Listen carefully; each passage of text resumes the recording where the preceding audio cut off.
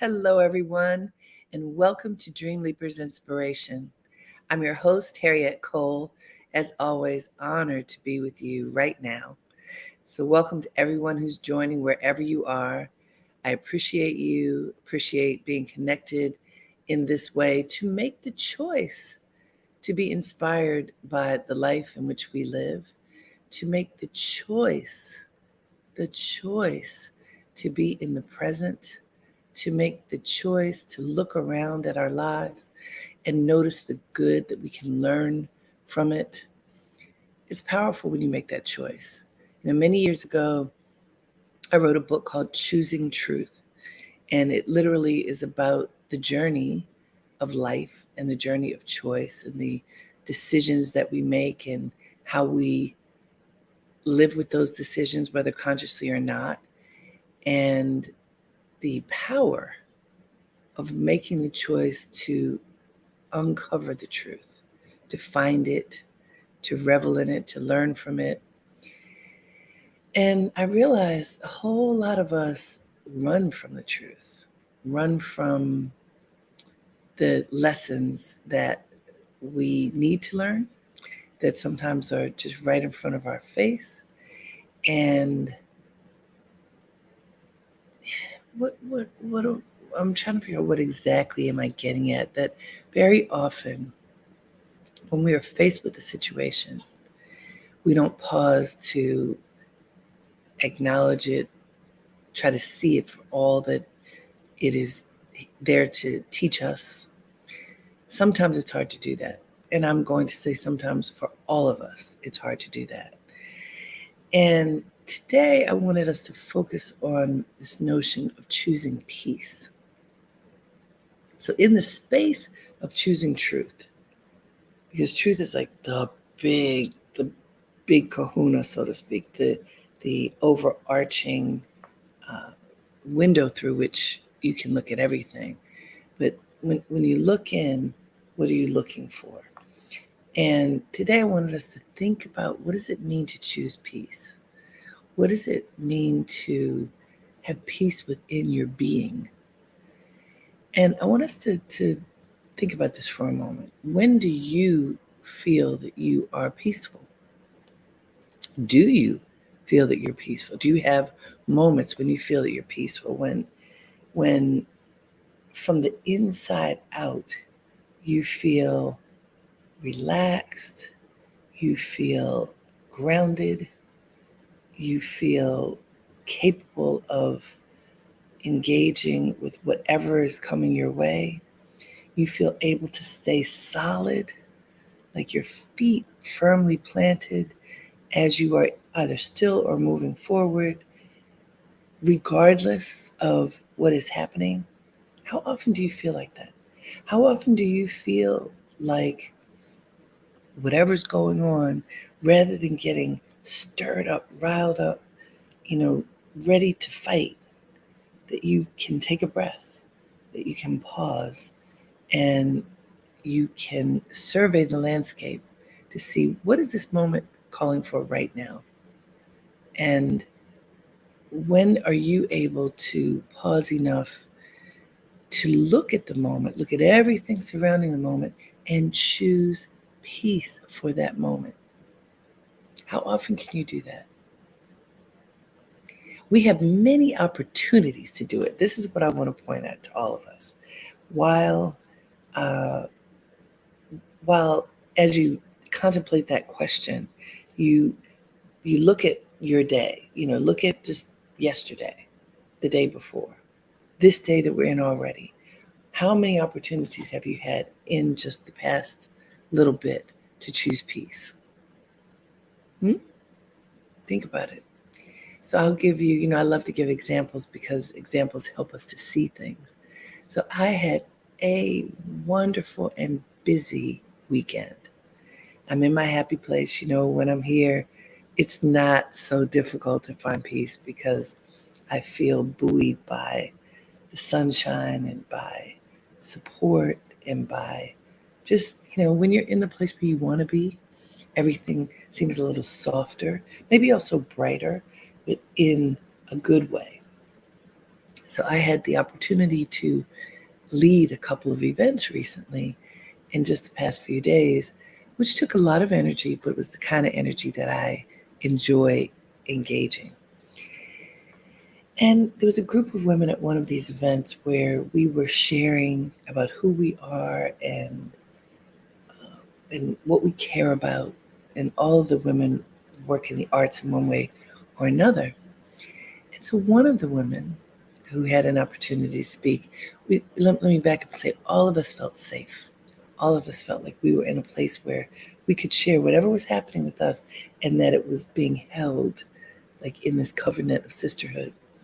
And one woman became very vulnerable and shared some things that had happened in her life that were challenging. And we all supported her in that moment. And as the day progressed, she kept going back to this. Now, the event was for something else. And so, as women were supporting her and supporting the moment, I noticed at one point that the energy that she was sharing was pained and and it was almost consuming like a fire can be consuming. And so it wasn't the right moment for this particular fire. So I observed it, said I, as hosting this function, need to shift the energy in the room, honoring her and the other women. And so the question was, how do you choose peace here? How do you support everyone? How do you take care of the person who's in pain and the others who are kind of being enveloped into this energy in a way that will be uplifting and peaceful and not agitating or dismissive or hurtful in any way? And what I chose to do is something that I've done with you many times, and it was to invite everybody literally to embrace. We were standing in a room, they're very, not a large group of us. I think at that point there were about 7 or 8 of us. And I guided us in 3 cleansing breaths. Well, within the cleansing breaths, having affirmations to choose the light and let go of anything that was harming us. And we did it together. We shared in that moment together. And we chose peace together. It was really simple. It took 2 minutes. It was powerful. And then we all were still and silent. Because sometimes, often, by the way, to choose peace is to stop talking, to be quiet, to tell the mind, just be still.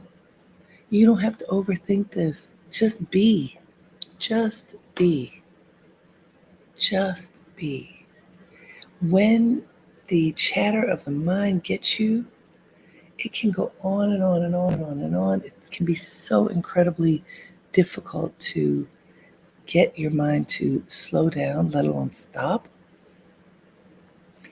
And sometimes when all of our minds are going, and we're articulating whatever it is that's stirring within us, the opposite happens. You don't get peace. You get this confluence of ideas and thoughts and energies that are just warring with each other. Depending upon how loud your voice is, you may be consciously or otherwise attempting to be heard over another. And these warring energies do not typically invoke peace. The choice to engage peace usually comes with the choice to be still, at least for a moment. Be still, ground yourself, plant your feet into the earth, lift your body so that you can breathe fully. Maybe sometimes close your eyes, stop even seeing what's in front of you. Just be still and breathe. And ask yourself, what does this moment call for? This is effective in so many different ways. Think about it. How often have you jumped into an argument jumped into a pointing your finger saying, this is how this is supposed to be, when it could have been so much easier to just be still for a moment, survey the moment. Is this the right time for you to do or say whatever is on your mind? And there's something that I learned many years ago through my spiritual tradition. I think that this particular lesson comes from an ancient Indian scripture called the Vedas. You've heard of Ayurvedic medicine, so that's through the Vedas, which are scriptures. And we know it in English as the 4 gateways of speech. These are 4 questions that are recommended that we ask ourselves before speaking. The 4 gateways of speech. So I don't know if there's an order, but I'll tell you as I remember them. Is it true? Now, truth has so many layers. To the best of your knowledge at this moment, is it true? Is really what truth is for us. Because I have had the experience of learning things and discovering, what I thought was true is not. But to the best of your knowledge, is it true? What you're about to say, is it true? Next question, is it necessary? Is it necessary? Is whatever you are about to articulate necessary to say? Or are you just feeling like you want to say it right now? You need to get a point across. You just have to say this thing. It's burning inside you to get it out. Is it necessary? Is it timely? Third question, is it timely? Is this the right moment to share whatever it is that's on your heart? Is it? And if it is not, don't share it then, right? Sometimes it's a great point that needs to be shared at some other moment. Is it kind? Fourth question, is it kind? How often do you say things that just are sharp, brutal, cutting, mean, bullying, dismissive, disingenuous? Is it kind? Can you say that whatever is about to come out of your mouth is kind? And if you cannot say that, can you keep it to yourself? I wasn't even expecting to tell you about the Vedas today, but they just came to me. The 4 gateways of speech. Is it true? Is it necessary? Is it timely? Is it kind? If you can answer those questions, trust me, you are going to get closer to the engagement of peace when you communicate with others, because you have already gone through 4 filters before you opened your mouth. Powerful. And it works. It really works. So if you're looking to choose peace, you need to have some filters between you and whatever you articulate, right? Because otherwise, it could be just a knee-jerk. You react to something and boom. It's often when we're reacting to things, it lights a fire.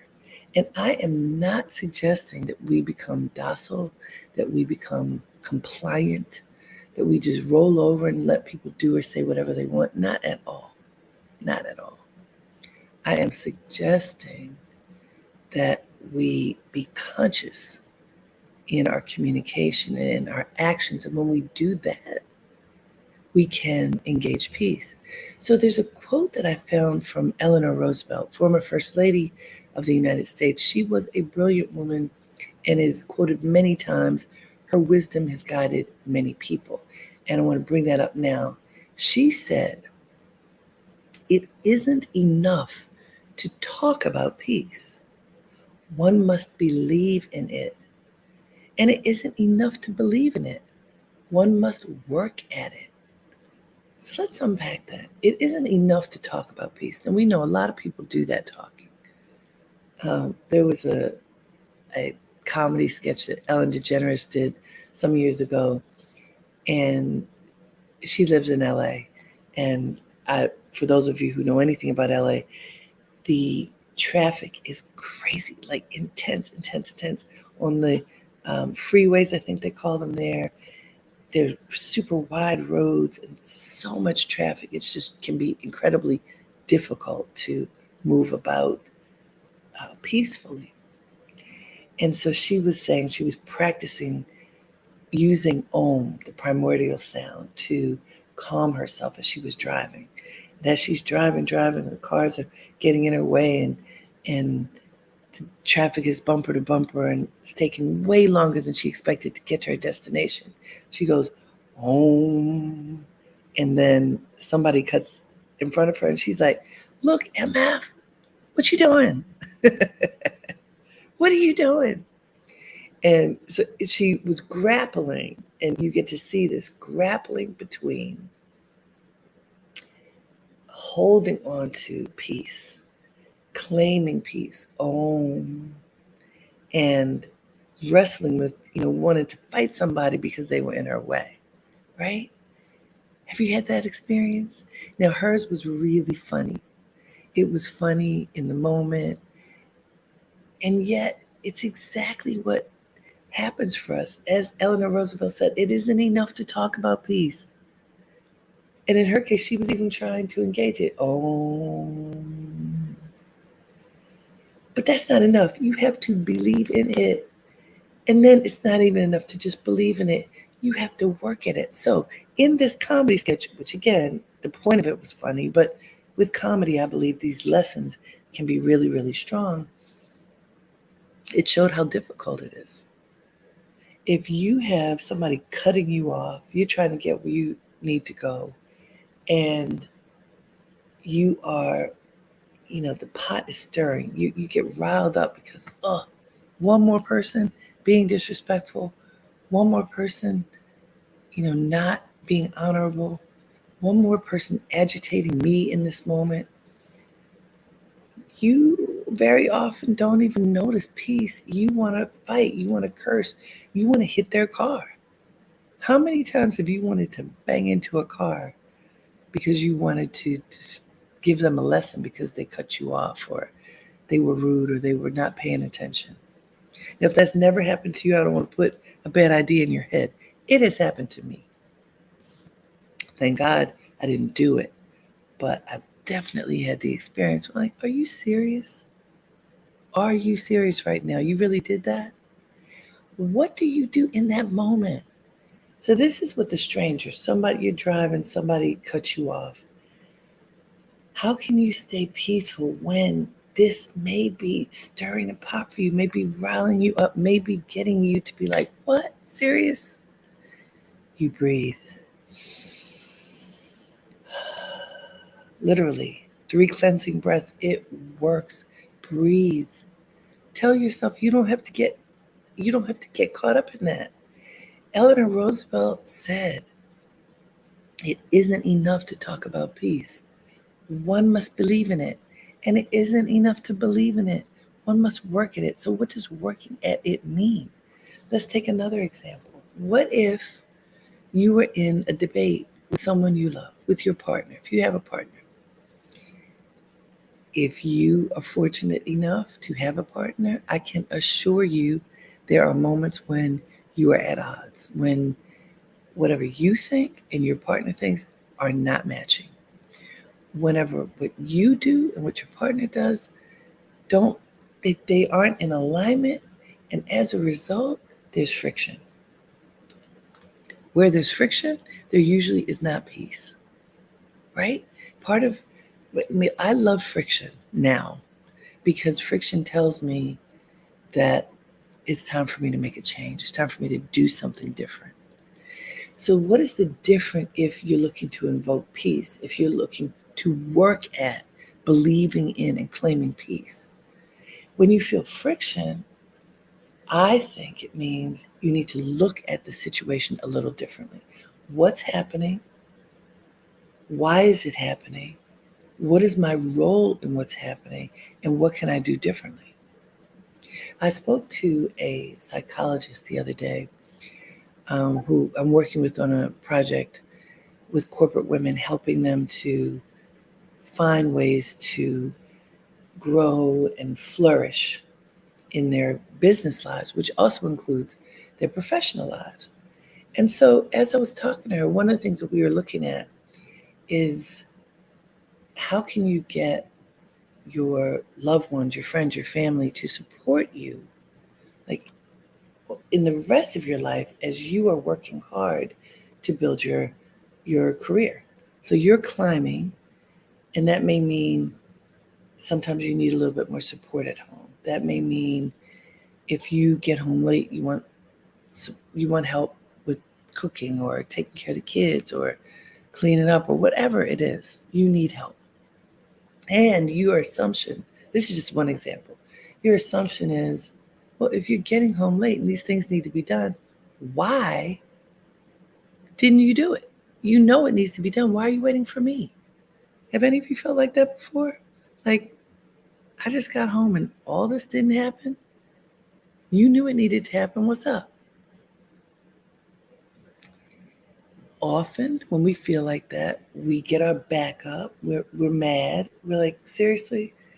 And walk in with an attitude. And I can guarantee you, if you walk in with an attitude, what you will get reflected back is an attitude, right? So it is not peaceful. The friction in that moment of, you don't have my back. Why aren't you doing this? Why aren't you thinking of me? Why aren't you seeing what this moment calls for and what this moment calls for me? So this psychologist said to me, one of the things that people can do in a situation like that is walk in, survey the landscape, and say, wow, I used to be able to do all of this. I used to do all these things. I used to manage it with no problem. And I need help now. The fact that I just got home and all of this still has to be done is difficult for me because I would have been really happy if you had done it, because maybe you would have noticed that it needed to be done. But that's okay. Can you help me now? Because I need help. Now imagine if you walked in with that. Isn't that choosing peace? You are not acquiescing and saying, oh, whatever, I got to just do it all because they don't care about me, because that stirs up a lot of negativity. You're not doing that. You're being empowered, but you're also stating what you need in an inclusive way, in a peaceful way, in a connected way, so that what happens is your loved ones want to support you. You are creating a circle of peace. I love that. And also, I can tell you sometimes that's not easy to do. If you feel tired and frustrated and you have all the things that happen in your day that you're bringing into this moment, and what you want more than anything is, I don't care if you are a woman or a man, but you want a proverbial wife. You want somebody to take care of you. And they're not. They're looking for you to take care of them. That can be really frustrating. So to choose peace, Eleanor Roosevelt says you have to work at it. So first, what does she say? It isn't enough to talk about peace. It isn't enough to talk about peace. One must believe in it. And it isn't enough to believe in it. One must work at it, right? So to work at it in a situation like what I just described is you still have to be the leader of your life. You have to be able to say, okay, this is happening. The way this moment is playing out right now is not making me happy. Rather than blaming somebody else for whatever is happening, how do I take responsibility for what it is? What can I do so that the outcome will be better for me and for those who are part of my life? Because if I can make the outcome better, if I can work at infusing peace into this moment, then I can breathe. Then everybody can breathe. Then we can have the space to just to be functional, to be happy, to have joy in the moment. Isn't that worth it? And it takes work to get there. Now, sometimes you might be like, I don't want to work. I worked all day. I'm home. I don't want to work anymore. Well, that's not how life works. We have to work at our lives every day. That's what Eleanor Roosevelt said. You must work at it. If you want peace, you have to work at it. And sometimes it means standing up and fighting for what you believe in. Sometimes, think about Dr. King. He didn't physically battle people, but he worked behind the scenes and in front with large groups of people to point out what was standing between all of us and peace for all of us, right? I want to be really clear. Choosing peace does not mean you just sit back and take it. Choosing peace does not mean you let people walk over you, you let people take advantage of you, you let things happen even if you don't believe they should in the name of peace. That is not what I'm talking about. You sometimes have to be fierce in order to choose peace. As Eleanor Roosevelt said, you have to work at it. But in the end, in the moment, you also have to be super conscientious, paying attention to what does the moment call for. Let's go back to the four gateways of speech. Is it true? If you're fighting for something that is not quite true, then it's not going to work. Is it necessary? Is whatever you're dealing with right now necessary for you to continue? Is it? Is it necessary? Or are you just saying it to turn the knife? Are you just doing it because out of spite? You just can't help yourself. You can't control yourself. You gotta, pile on, as they say, add one more thing. Is it necessary? Is it timely? Is this the right moment for you to do or say whatever it is that is burning inside of you to get out? And is it kind? That's that's like the butter on top. Is it kind? Some of us can be unkind. I know sometimes I can be. What if my mother used to say when we were practicing cursing, she said, if you curse, I'm going to wash your mouth out with soap. Well, imagine that concept of washing your mind, washing your spirit of negativity. When you do that, which is why I believe in meditation, you wash your spirit of negativity. Those cleansing breaths help you to release the negativity that can cloud your vision. When you do that, your life is sweeter, I promise you. And it's something that you may have to do again and again and again and again and again. It's not you do it once and it's done. You do it as often as you need to do it. When you do this, when you make the conscious effort to choose peace, to let go of whatever is standing in the way of you being in that peaceful space, you find joy, contentment. It doesn't mean you maybe aren't going through stuff. I've talked to so many people who are ill, very ill, who may be dying, and they're peaceful. Why? It's not just acceptance of the inevitable. It's being in the moment, relishing the moment, recognizing the beauty of the moment. Like my grandmother used to say, every time you wake up, you have an opportunity to live your life. It's a blessing to wake up every day. What are you going to do with it? I hope that you will choose peace. I remind you one more time of what Eleanor Roosevelt said. She said, it isn't enough to talk about peace. Lip service doesn't work, y'all. One must believe in it. And it isn't enough to believe in it. One must work at it. Yes? Are you ready to work at it? The way you work at it Get yourself calm first. Engage those 3 cleansing breaths. You can do it as many times a day as you need.